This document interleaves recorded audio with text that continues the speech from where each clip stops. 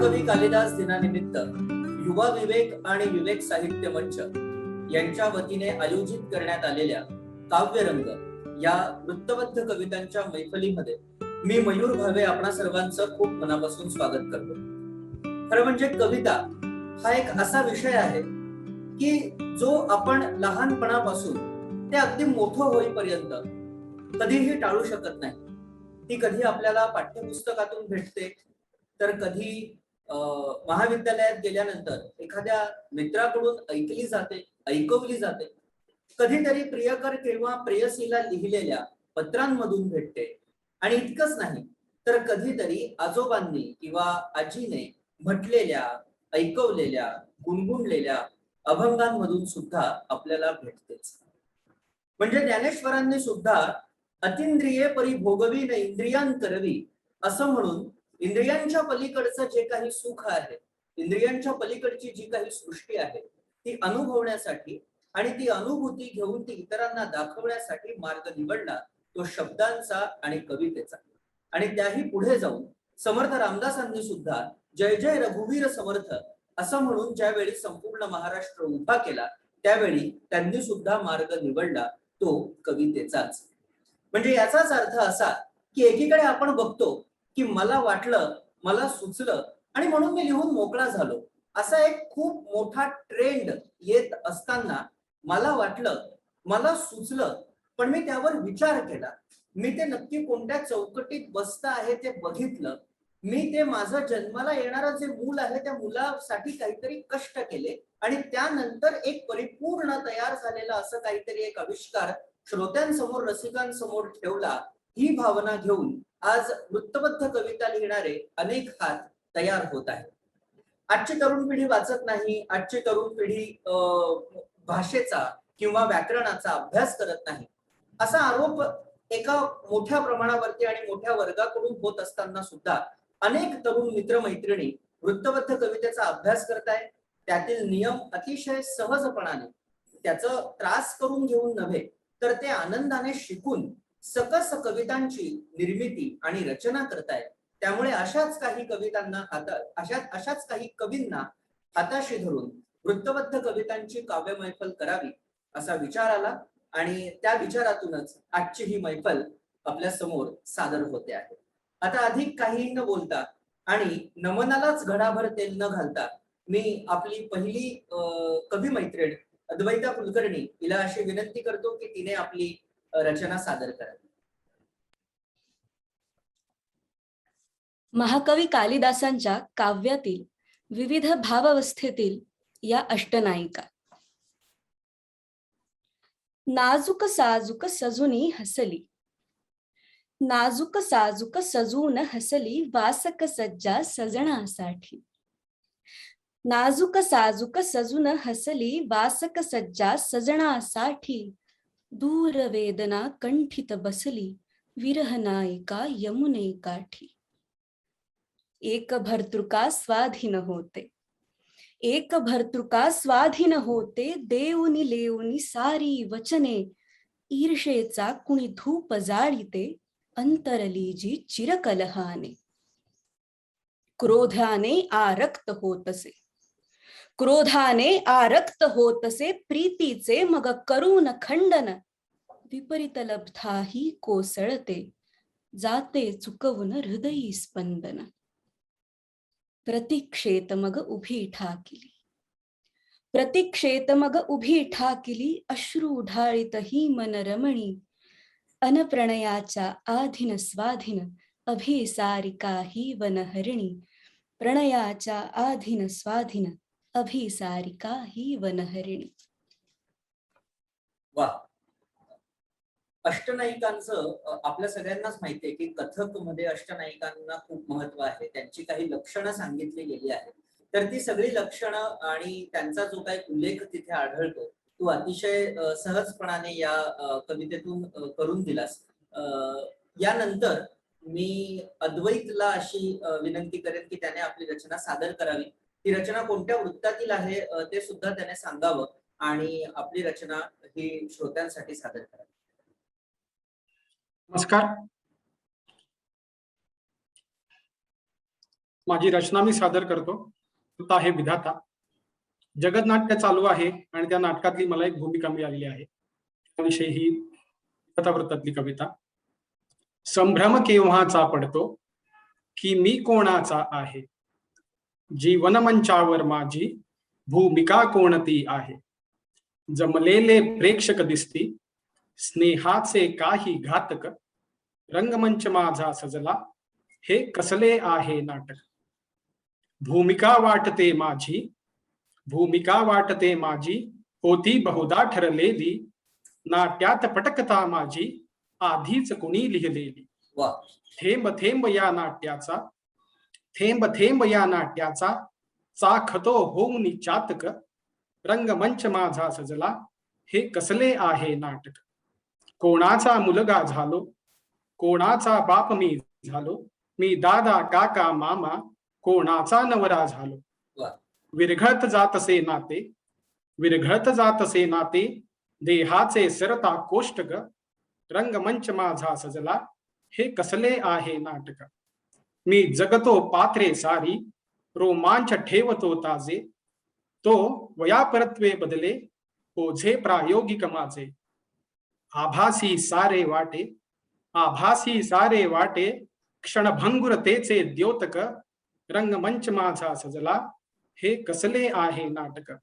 सांजेला भास्कर निजता, सांजेला भास्कर निजता जातोय टाकुनी पडदा, दररोजच्या प्रयोगांती ताळेबंदाचा वादा.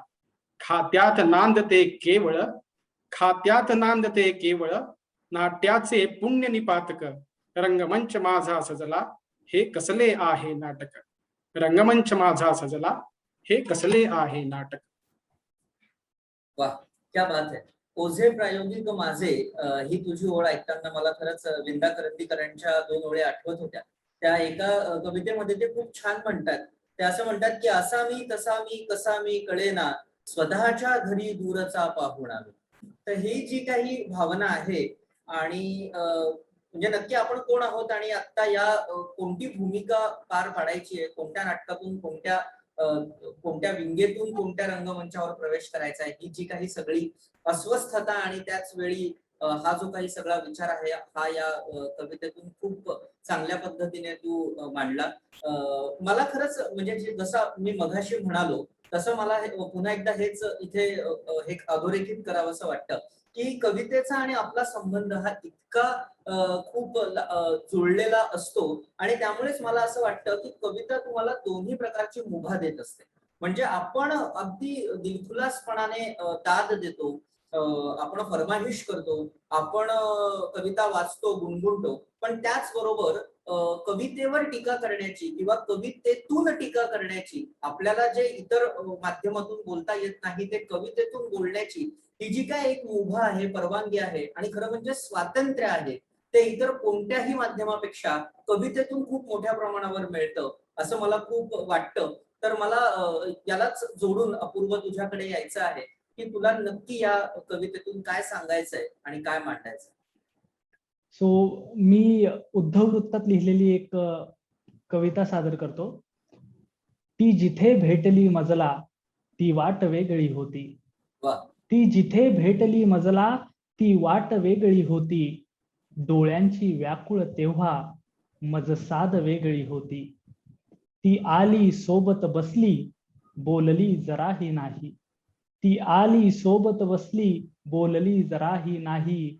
त्या मौनाच्या भाषेतून संवाद उमटले काही. ती घट्ट बिलगली नंतर डोळ्यातून आले पाणी. ती घट्ट बिलगली नंतर डोळ्यातून आले पाणी. हृदयाची धडधड होता श्वासांची झाली गाणी. ती आली बसली गेली जगण्याच्या तप्त दुपारी. ती आली बसली गेली जगण्याच्या तप्त दुपारी. नंतर विस्कटल्या गेल्या हृदयाच्या छिन्न कपारी. इतकीही साधी नसते, इतकीही साधी नसते ही आठवणींची भरती. दररोज पेटतो आपण विरहाच्या शय्येवरती. दररोज पेटतो आपण विरहाच्या शय्येवरती. धन्यवाद. क्या बात आहे. खरं हे इतक्या वेगवेगळ्या मूडच्या, म्हणजे त्याच्यासाठी मूड हा शब्दच योग्य आहे, इतक्या वेगवेगळ्या मूडच्या कविता तुम्ही सगळेच जण सादर करताय. म्हणजे आपल्याकडे असं म्हटलं जातं किंवा आपल्याकडे असं पाहिलं जातं की कविता म्हणजे काय प्रेम या विषयावर खूप प्रमाणात त्या लिहिल्या गेल्या आहे किंवा पावसावरती खूप लिहिल्या गेल्या आहे. म्हणजे आपण सगळेच, अगदी तुम्ही सगळेच सोशल मीडियावर वावरता, तर कधी कधी यावर खूप विनोदही होतात की अत्तराचे भाव अजून कोसळलेच नाहीत का, आणि आज वाटतंय अत्तराचे भाव खूप कोसळले. त्यावेळेस खरं तर एक लिहिणारा, वाचणारा आणि बोलणारा माणूस म्हणून मला थोडं वाईट पण वाटतं. पण मला असं वाटतं की याचं जे मूळ आहे ते मूळ कुसुमाग्रजांनी खूप कधीतरी सांगून ठेवलं आहे की विजयासाठी कविता कधीच नव्हती माझी, आणि म्हणून नव्हती तिजला भीती पराजयाची. तर हे जे काही आहे त्यामुळे कोणासाठी तरी कुडघोडी करण्यासाठी किंवा कोणावर तरी कुडघोडी करण्यासाठी ते लिहिण्यापेक्षा मला जे वाटतं आणि मला जे भावतं ते मी अधिक चांगल्या पद्धतीने लिहू शकतो का, याचा विचार करणं हे खूप महत्वाचं आहे. यानंतर मी तेजस्विनीला विनंती करेन की तिने आपली रचना सादर करावी. नमस्कार. आवाज येतोय ना? हो, येतो. नमस्कार.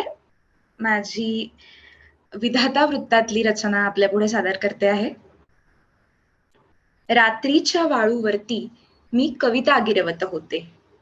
रात्रीच्या वाळूवरती मी कविता गिरवत होते. दिवसाचे गाठोडे मी हलकेच सोडवत होते. रात्रीची दगदग हल्ली भलतीच वाढली होती. ही अल्लड अवखळ कविता हो वयात आली होती. वा. मोठे होताना बघते मी कवितेचे बागडणे. मोठे होताना बघते मी कवितेचे बागडणे. रात्रीच्या खोडावरती दिवसाचे बहरून येणे. क्या बात. कवितेवर येते जाते कुठल्या अर्थाची लाट. वा. कवितेवर येते जाते कुठल्या अर्थाची लाट. शब्दांची खिडकी बघते कुठल्या चंद्राची वाट. भिरभिरल्या शब्दांनाही रात्रीचा ठेका मिळतो. भिरभिरल्या शब्दांनाही रात्रीचा ठेका मिळतो. हा अजस्त्र भाव पसारा रात्रीला चपखल कळतो. ओळींचे मळभ अचानक मग हा हा म्हणता सरते. केवढे वेगळे दिसते जग एका रात्री पुरते. शून्यातच गजबजलेली रात्रीची गर्दी हसली. शून्यातच गजबजलेली रात्रीची गर्दी हसली. जी रात्र जागवत नाही ती अस्सल कविता कसली. ढवळून निघाल्या रात्री या हट्टी कवितेपोटी. ढवळून निघाल्या रात्री या हट्टी कवितेपोटी. सूर्याने भरली होती कवितेची पहिली ओटी. सूर्याने भरली होती कवितेची पहिली ओटी. धन्यवाद. वा वा वा वा. जी रात्र जागवत नाही ती अस्सल कविता कसली.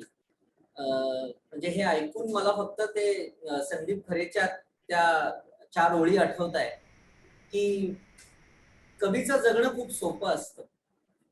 कवीचं जगणं खूप सोपं असतं कारण मनासारखी एक जरी कविता लिहिली तरी मरायची मुभा असते त्याला.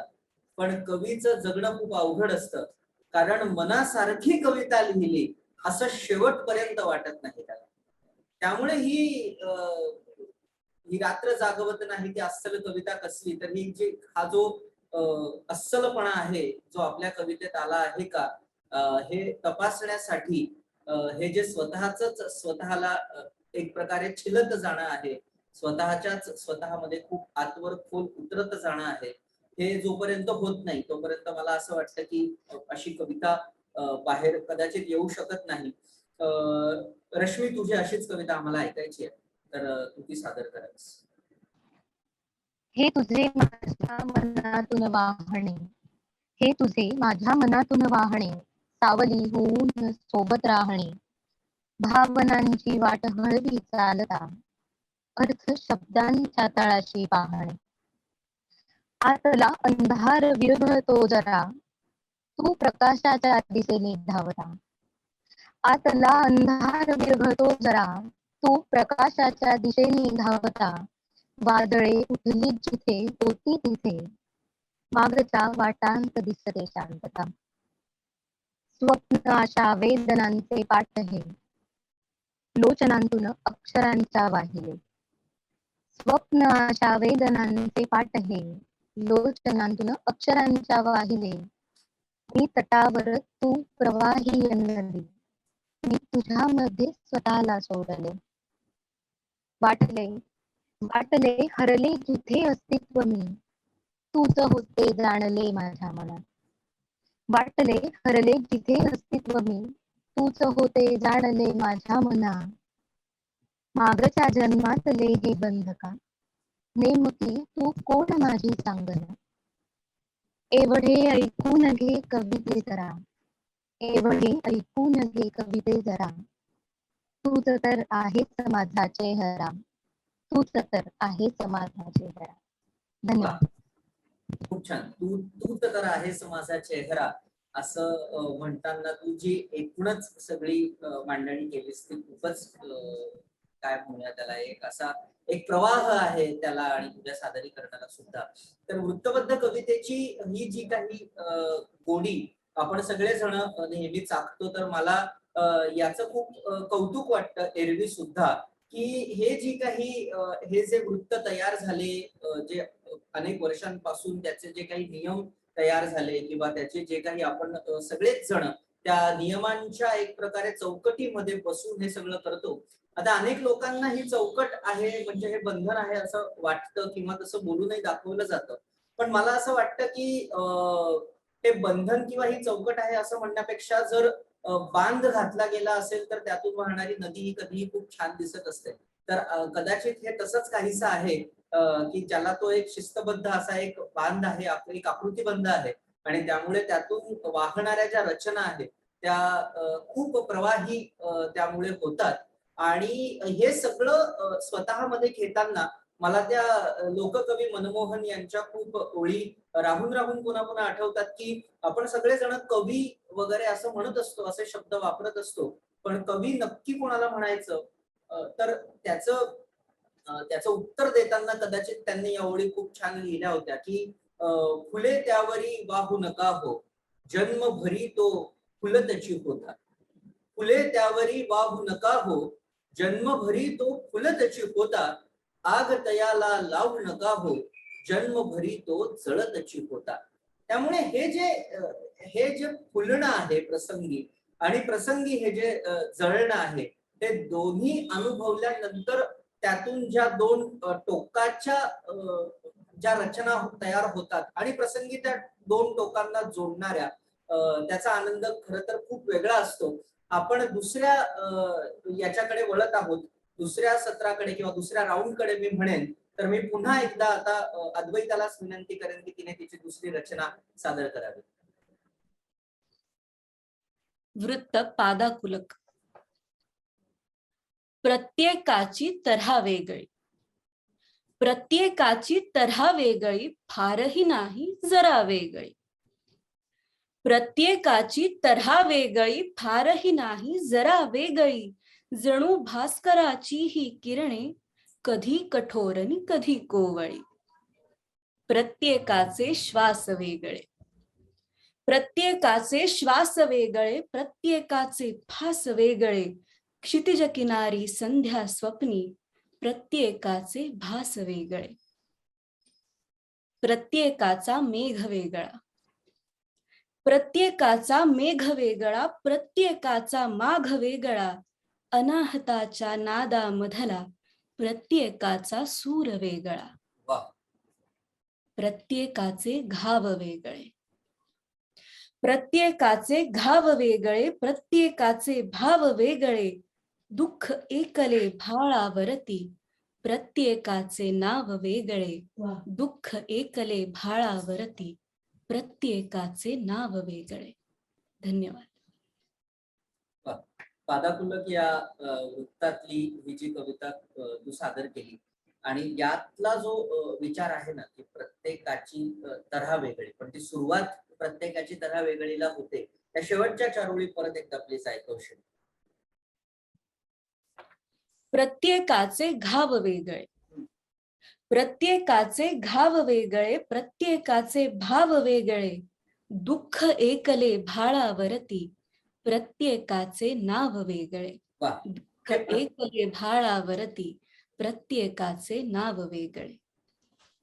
हे प्रत्येकाचे घाव वेगळे हे ऐकताना घाव प्रत्येकाचे जरी वेगळे असले किंवा प्रत्येकाच्या भावना या त्याच्या पुरतं असतात असं आपण अनेकदा म्हणतो, पण त्या कुठेतरी जेव्हा म्हणजे तुझ्याच कवितेमध्ये एक ओळ अशी पण आली की प्रत्येकाचा मेघ वेगळा, प्रत्येकाचा माघ वेगळा, तरी सुद्धा कुठेतरी जेव्हा हे सगळं एकाच आकाशाखाली येऊन थांबतं तेव्हा त्या सुधीर मोघेंच्या ओळी आठवतात की शब्दांना नसते दुःख, शब्दांना सुखही नसते, ते वाहतात जे ओझे ते तुमचे माझे असते.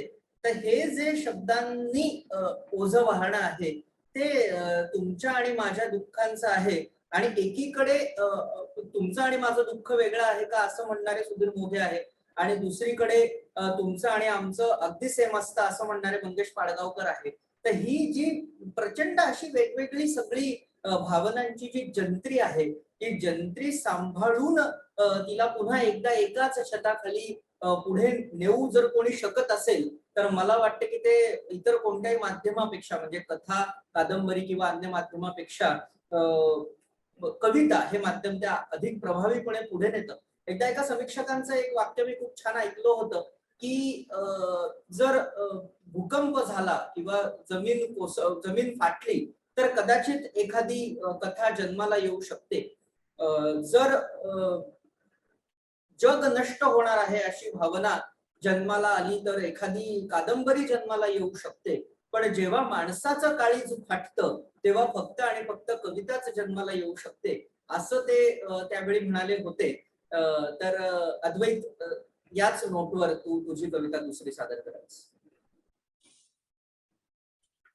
पतित पावन वृत्तात कविता सादर करतो. काव्य मंदिर आहे आणि त्यातला मी एक छोटा पुजारी. हात जोडुनी काव्य मंदिरी नित्य उभा आहे. दर्शन घेण्या पुन्हा लेखणी नतमस्तक आहे. आशीर्वादी तीर्थ आज मी शब्दांचे घेतो. आशीर्वादी तीर्थ आज मी शब्दांचे घेतो. दान म्हणून या मंदिरात मी स्वतःलाच देतो. लगावली अनमात्रांना स्थापितो अंतरंगी. वृत्तबद्ध अवतार तुझे ते पूजितो बहुरंगी. अगणित रूपे तुझी पाहण्या मनी ध्यास लागे. सुवास मिळण्या लय पुष्पांचे श्वास इथे जागे. शब्द रूपी माळ ओवता स्वीकारावी सेवा. कृपा प्रसादी द्यावा ठेवा नित्य काव्य देवा. रोज घरो काव्य पंढरीची पामरास वारी. काव्य देवते हेच मागणे माझे तवदारी. वारी घडता काव्य देवते निजरूप दावावे. वारी घडता काव्य देवते निजरूप दावावे. या आत्म्याचे काव्यात्म्याशी मिलन मग व्हावे. आयुष्याचे वृत्त बनावे. आयुष्याचे वृत्त बनावे. कविता लिहिताना ज्वालांनीही लय पकडावी. ज्वालांनीही लय पकडावी मला जाळताना. धन्यवाद. काव्य मंदिराची कल्पना घेऊन तू ज्या पद्धतीने हे सगळं कविता उलगडली आणि आयुष्याचे वृत्त व्हावे असं म्हटलं तर आज खरंच असे लोक आहेत जे तुम्हालाही सगळ्यांना माहिती आहे. आणि या निमित्ताने मी रसिकांना सांगू इच्छितो की ज्यांनी खरोखरच आयुष्याचे वृत्त व्हावे अशी प्रेरणा घेऊन किंवा अशी भूमिका घेऊन वृत्तबद्ध कविता लिहिणारे अनेक हात तयार केले. त्या माध्यमातून अनेक समूह आज कार्यरत आहे ज्यामध्ये मला अगदीच उल्लेख करायला आवडेल की गोदातीर्थ सारखा एखादा समूह आहे किंवा शब्दान्वय सारखी एखादी संस्था आहे की जे खरोखरच तरुणांनी या सगळ्यामध्ये यावं, या गोष्टी समजून घ्याव्या आणि त्याचा आनंद घ्यावा आणि तो इतरांना सुद्धा द्यावा या माध्यमातून हे सगळं कार्य उभं आहे आणि होतं आहे आणि जेही अत्यंत सहजपणाने होत आहे. आणि आपण बघतो आहोत की गेल्या काही दिवसांमध्ये किंवा गेल्या काही वर्षांमध्ये यामुळे वृत्तबद्ध कविता लिहिणारे अनेक सक्षम आणि समर्थ हात आता पुढे आलेले आहे. आणि ही जी काव्य गंगा आहे, ही जी वृत्त गंगा आहे ही अशीच पुढे जात राहावी. तुर्तास याच काव्य गंगेला अजून थोडस पुढे नेण्यासाठी मी तेजस्विनीला विनंती करेन की तिने तिची दुसरी रचना सादर करावी. चामर वृत्तातली माझी दुसरी रचना आहे, जी खरं तर मी प्रार्थना म्हणून लिहिलेली आहे. सादर करते. अर्पुदे तुला खळाळती निकोप साधना, अंतरात जागली करुण एक प्रार्थना. वेदना नवीन दे सुखात गुंतवू नको. वा. वेदना नवीन दे सुखात गुंतवू नको. धीर दे पुन्हा पुन्हा प्रवास थांबवू नको. पाखडून चिंतनास संयमी नकार दे. क्या बात. रंध्र रंध्र जागण्यास आर्तता अपार दे. वा. शब्द जन्मतो तिथे तुझे असो स्थिरावणे. शब्द जन्मतो तिथे तुझे असो स्थिरावणे. आशयात ओत तू तुझे पवित्र वाहणे. क्या बात. जाणीवा चितारण्या तुझे अखंड स्वत्व दे. जाणीवा चितारण्या तुझे अखंड स्वत्व दे. जागत्या क्षणा क्षणास गोड काव्य रूप दे. निर्मितीत राहू दे नवी नवी अपूर्णता. निर्मितीत राहू दे नवी नवी अपूर्णता. भान येऊ दे खरे मुरावया प्रगल्भता. वा. फूल दे सुगंध दे फुलातला मरंद दे. क्या बात. फूल दे सुगंध दे फुलातला मरंद दे. जायला स्वतः पल्याड पायऱ्या असंख्य दे. जायला स्वतः पल्याड पायऱ्या असंख्य दे. धन्यवाद. निर्मिती तर राहू दे अपूर्णता असं म्हणताना निर्माता आणि निर्मिती यांचा कायम वाद सुरू असतो असं मला खूप वाटतं. मग ते माध्यम किंवा साधन किंवा कोणतीही कलाकृती असो, निर्माता आणि निर्मिती यांच्यातला वाद काही केल्या संपत नाही. आणि जोवर तो वाद सुरू असतो एका अर्थाने तोवर सकस निर्मिती होत असते. एकदा का निर्मात्याला असं वाटलं की आपण निर्मितीपेक्षा मोठे आहोत, की मग निश्चितपणे त्या निर्मितीमधली जी आशय घनता आहे, जी समृद्धता आहे, ती जाऊन कुठेतरी थोडी मखलाशी यायला लागते, कुठेतरी थोडा चालढकलपणा यायला लागतो. त्यामुळे निर्मितीच ही कायम मोठी राहावी आणि कविताच ही कायम मोठी राहावी असं कुठल्याही अस्सल कवीला हेच वाटत असेल. अपूर्व, तू तुझी दुसरी रचना सादर करावीस. कवितेचाच एक भाग म्हणून सध्या गझल प्रचलित आहे आणि मी एक गझल सादर करतो आणि गझलेच्या प्रथेप्रमाणे एक मतला एक शेर घेतो आणि छोटीशी गझल सादर करतो की याचे त्याचे प्रत्येकाचे खोटे वाटत गेले. याचे त्याचे प्रत्येकाचे खोटे वाटत गेले. दुःख आपले प्रत्येकाला मोठे वाटत गेले. अन हौसेने काही नात्यांचा भार घेतला होता.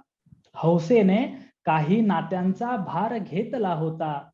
नंतर नंतर त्या नात्यांचे ओझे वाटत गेले. नंतर नंतर त्या नात्यांचे ओझे वाटत गेले. आणि गझल ठेवतो की तापत आहे नाते म्हणजे जळणे आले. तापत आहे नाते म्हणजे जळणे आले. बोलून गेल्यानंतर मग हळहळणे आले. तापत आहे नाते म्हणजे जळणे आले. बोलून गेल्यानंतर मग हळहळणे आले. आणि गझल कविता लिहिणे इतके सोपे नसते. गझल कविता लिहिणे इतके सोपे नसते. जखमा कोरत बसलो की भळभळणे आले. जखमा कोरत बसलो की भळभळणे आले. आणि जगास साऱ्या फक्त पिठाचे कौतुक असते. जगास साऱ्या फक्त पिठाचे कौतुक असते. जात्याच्या वाट्याला केवळ दळणे आले. जात्याच्या वाट्याला केवळ दळणे आले. आणि एका पराभवाने काही थांबत नाही. एका पराभवाने काही थांबत नाही. चालत आहे तर नक्की अडखळणे आले. चालत आहे तर नक्की अडखळणे आले. आणि एका जागी थांबलोच तर डबके होऊ. शेवटचा शेर आहे की एका जागी थांबलोच तर डबके होऊ. नदीसारखे म्हणून मग खळखळणे आले. नदीसारखे म्हणून मग खळखळणे आले. तापत आहे नाते म्हणजे जळणे आले. धन्यवाद. वा. तू सुरुवातीचा जो शेर घेतला, एक मतला आणि एक शेर, तो पुन्हा एकदा घेशील माझ्यासाठी? की याचे त्याचे प्रत्येकाचे खोटे वाटत गेले. याचे त्याचे प्रत्येकाचे खोटे वाटत गेले. दुःख आपले प्रत्येकाला मोठे वाटत गेले बर. आणि हौसेने काही नात्यांचा भार घेतला होता. हौसेने काही नात्यांचा भार घेतला होता. नंतर नंतर त्या नात्यांचे ओझे वाटत गेले.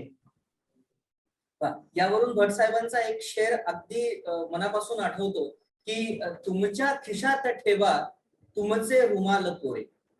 तुमच्या खिशात ठेवा तुमचे रुमाल कोरे, आत्ताच आसवांना नाही म्हणून झाले आणि वा वा वा तूही वा. उशीर केला नाही सका जरासा.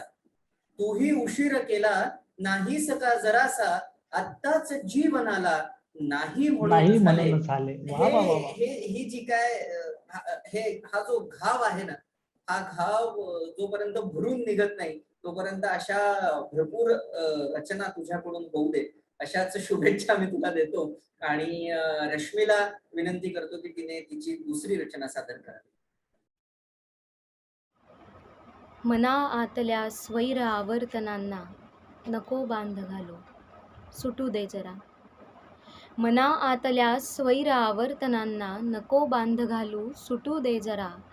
मना मोकळेसे जगू दे जरासे, मुखवटे फुकाचे गळू दे जरा. मना वेगळी कर उगा लादलेली, जगाने अशी बेगडी बंधने.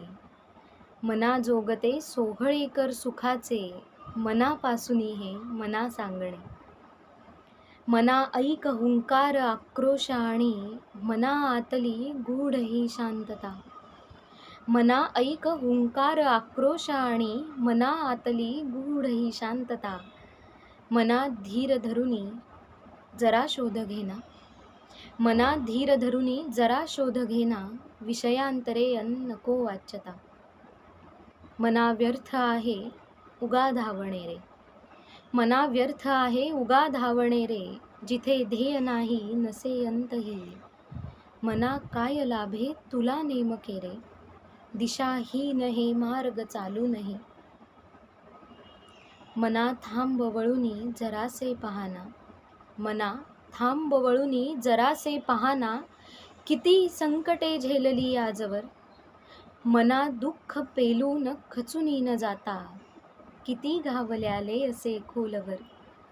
मना वेदना त्यास मिळते, मना वेदना त्यास मिळते, जिथे जागते खोलवर एक संवेदना.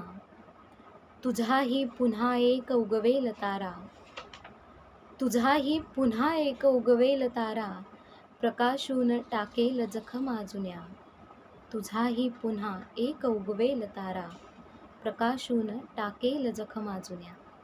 धन्यवाद. वा, कवितेच्या आणि या प्रवाहाबद्दल आपण सगळे बोलत आहोत. या मैफलीचा आता शेवटच्या भागाकडे आपण आलो आहोत. या शेवटावरती शब्द आणि कवी किंवा शब्द आणि कविता यांच्यातला जो गुणानुबंध आहे हा खूप जन्मोजन्मीचा असतो असं मला कायम वाटतं. आणि त्यामुळेच प्रत्येकाच्या नशिबात ते सुचणं नसतं, आणि जर सुचलं तर तशा पद्धतीने व्यक्त होणं सुद्धा नसतं. आणि त्यामुळे काही मोजक्या लोकांना आपण कवी म्हणतो, काही मोजक्या लोकांना आपण लेखक म्हणतो. तर हा जो काही ऋणानुबंध आहे तो ऋणानुबंध सांगणारी माझी एक कविता मी आता सादर करतो आणि आपण या मैफलीचा शेवट करूया. ही व्योमगंगा वृत्तातली एक कविता आहे, ज्याच्यामध्ये असं म्हटलं आहे की शून्य सारा भाव होता मौन माझी वैखरीही. शून्य सारा भाव होता मौन माझी वैखरीही, सोसण्याचा घाव भाळी मूक होती वेदनाही. शब्द आले ऐल तीरी पैल नेली भावगंगा. शब्द आले ऐल तीरी पैल नेली भावगंगा, अंतरीचा डोह झाला ओज देऊनी प्रवाही. शून्य सारा भाव होता मौन माझी वैखरीही. शब्दगंधा सोबतीला काव्य झाले अर्थवाही. शब्दगंधा सोबतीला काव्य झाले अर्थवाही, वृत्तधुंदी पेलणारी नित्य नांदे ओळ देही. त्या ऋणांचे बंध हाती चिंतनाला शब्द पूजा. त्या ऋणांचे बंध हाती चिंतनाला शब्द पूजा, लेखनाचे अर्घ्य देतो साधनेला अंत नाही. आशयाची वाट आता रोज माझी भेट घेते. आशयाची वाट आता रोज माझी भेट घेते. प्रत्ययाच्या पंढरीला शब्द दिंडी धाव घेते. आर्ततेचा ध्यास चित्ती श्वास व्हावी काव्यमाला. आर्ततेचा ध्यास चित्ती श्वास व्हावी काव्यमाला. संयमाच्या बैठकीला विठ्ठलाची वीट येते. अत्तराचा गंध माझ्या लेखणीने मुक्त न्हावा. अत्तराचा गंध माझ्या लेखणीने मुक्त न्हावा. मैफलीचा सूर माझे नाव घेता मुग्ध व्हावा. दृष्ट काढावी दिशांनी वादळाने कैफ घ्यावा. दृष्ट काढावी दिशांनी वादळाने कैफ घ्यावा. माणसाच्या वेदनेला पेलणारा कंठ द्यावा. माणसाच्या वेदनेला पेलणारा कंठ द्यावा. प्रत्येक माणसाची वेदना पेलणारी आणि बोलून दाखवणारी कविता इथून पुढचे अनेक वर्ष अनेक युग जन्माला येत राहावो अशा शेवटच्या आशावादावरती आपण ही मैफिल थांबवूया. शिक्षण विवेकच्या, युवा विवेकच्या आणि विवेक साहित्य मंचाच्या वतीने आयोजित करण्यात आलेल्या या मैफिलीमध्ये आपण सर्व जण आलात आणि आपली उत्तमोत्तम कविता सादर केल्या त्याबद्दल मी पुन्हा एकदा सर्वांचे खूप मनापासून आभार मानतो. अशाच प्रकारचे उत्तम व्हिडिओज, मुलाखती, परिसंवाद आणि चर्चासत्र बघण्यासाठी युवा विवेक आणि विवेक साहित्य मंचाच्या युट्यूब चॅनलला आणि फेसबुक पेजला नक्कीच लाईक करा आणि सबस्क्राईब करा. पुन्हा एकदा सगळ्यांचे आभार मानतो आणि इथेच थांबतो. धन्यवाद.